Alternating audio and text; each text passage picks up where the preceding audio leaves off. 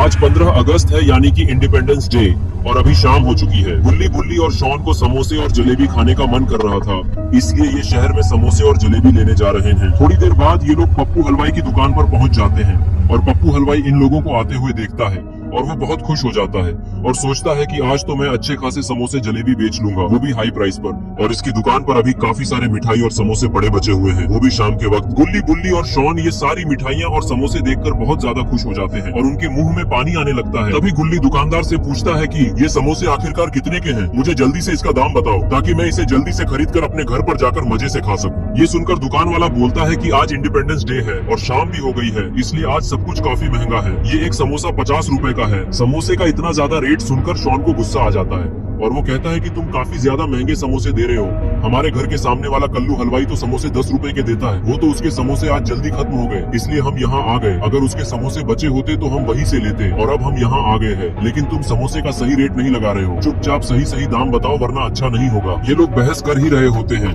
कि तभी वहाँ पर एक आदमी दूर से भागता हुआ गुल्ली बुल्ली और शॉन की तरफ आता है और वो आते हुए कुछ चिल्ला रहा होता है कि शहर में बॉम्ब लगा है और वो किसी भी समय फट सकता है।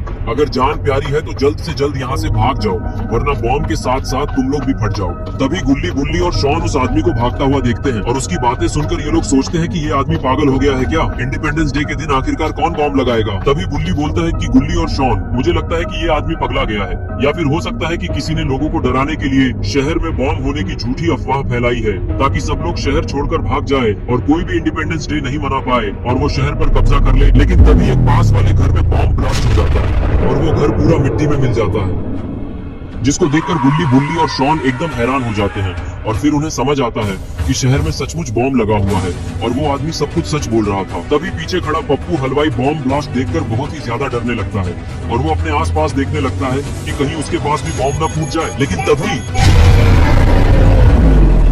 उसकी दुकान में भी बॉम्ब फूट जाता है, जिससे गुल्ली बुल्ली और शॉन दूर जाके गिरते हैं और बेहोश हो जाते हैं और पप्पू हलवाई की मौत हो जाती है। तभी वहाँ पर कुछ मास्क लगाए लोग हाथ में गन लिए हुए अपनी गाड़ी से गुल्ली बुल्ली और शॉन की तरफ बढ़ रहे होते हैं। गुल्ली बुल्ली और शॉन के पास आते ही ये लोग अपनी गाड़ी रोक देते हैं और गुल्ली बुल्ली और शॉन को देखने लगते हैं, शायद ये लोग आतंकवादी हैं। इसके बाद ये सारे आतंकवादी गुल्ली बुल्ली और शॉन को अपनी गाड़ी में लाद कर कहीं पर ले जाने लगते हैं। लेकिन आखिर ये लोग इन्हें कहाँ ले जा रहे हैं? अरे ये क्या, ये टेररिस्ट लोग तो गुल्ली बुल्ली और शॉन को अपने अड्डे पर ले आए हैं और यहाँ पर तो इनके और भी आतंकवादी साथी है। तभी उनमें से एक आदमी घर के अंदर जाने लगता है, लेकिन आखिर ये घर के अंदर क्यों जा रहा है? शायद ये अपने बॉस से मिलने जा रहा है, लेकिन इनका बॉस कौन हो सकता है? अरे ये क्या, ये तो ग्रैंडपा है, तो ये है इन आतंकवादियों के बॉस।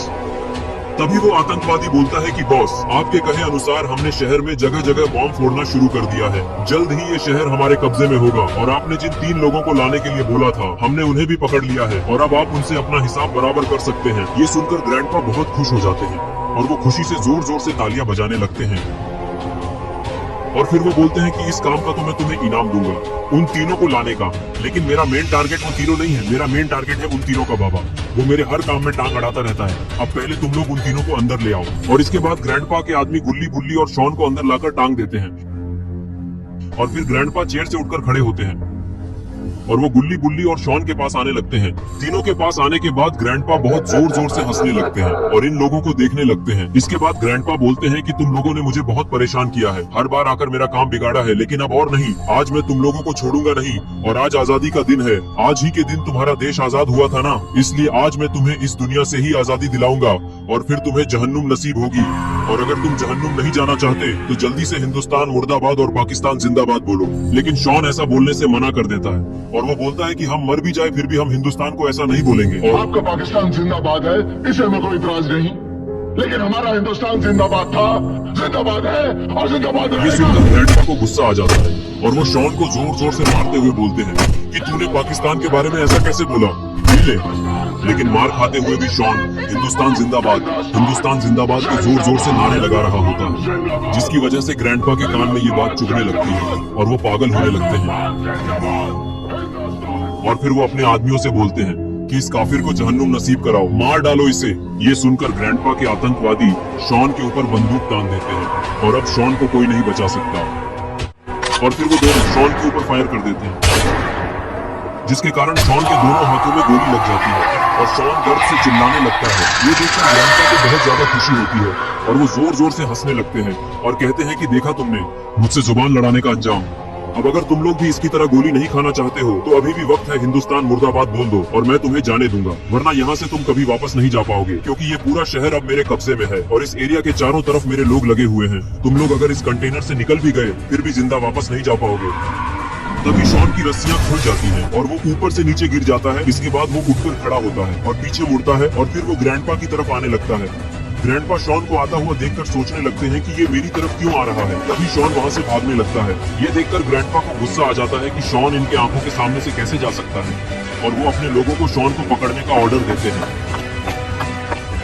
शॉन भागता भागता मेन एग्जिट पर पहुंच जाता है और वो इनके अड्डे से बाहर निकल जाता है। ये देखकर बाहर खड़े दोनों आदमी शॉन के पीछे भागने लगते हैं और उसका पीछा करने लगते हैं।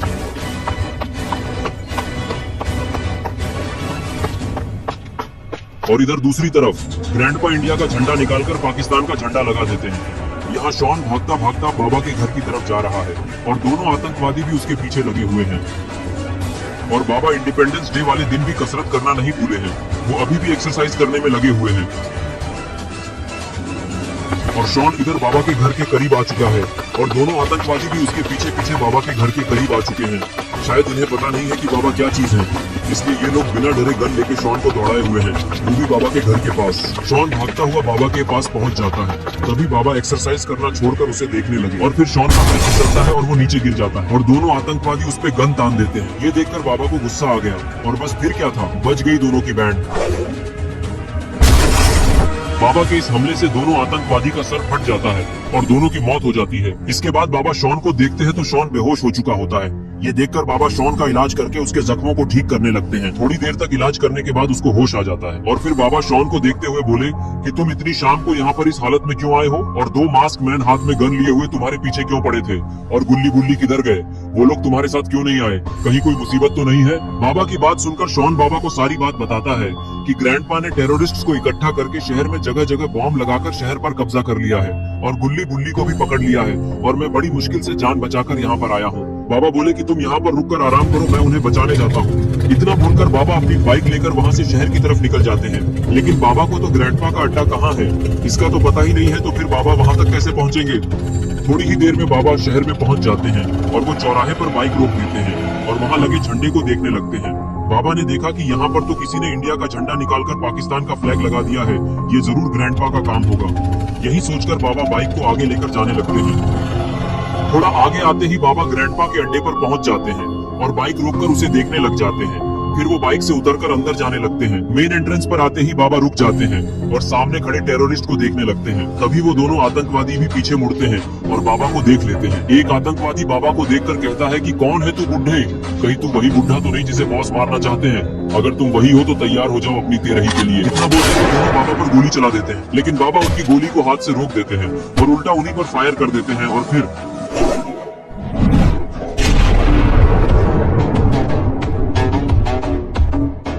इतनी तेज धमाके की आवाज सुनकर ग्रैंडपा अपने आदमियों से कहते हैं कि ये कैसी आवाज थी, आखिरकार कौन है वो जो यहाँ आकर मनहूसियत फैला रहा है, जाकर उसे पकड़कर ले आओ जिंदा या फिर मुर्दा। ये सुनकर सारे बचे हुए आतंकवादी बाहर बाबा को पकड़ने चले जाते हैं और फिर बाहर जबरदस्त तोड़-फोड़ की आवाजें आने लगती हैं और तभी दोनों अंदर आकर गिरते हैं। इसके बाद ग्रैंडपा सामने देखते हैं कि बाबा यहाँ पर आ चुके हैं।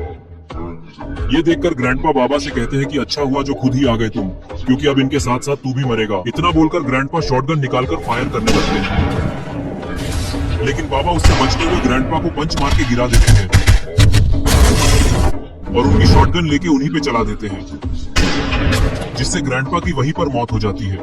इसके बाद शॉन भी वहां पर आ जाता है और फिर सारे लोग पाकिस्तान का झंडा निकालकर नाली में फेंक देते हैं और वापस से इंडिया का झंडा लगा देते हैं।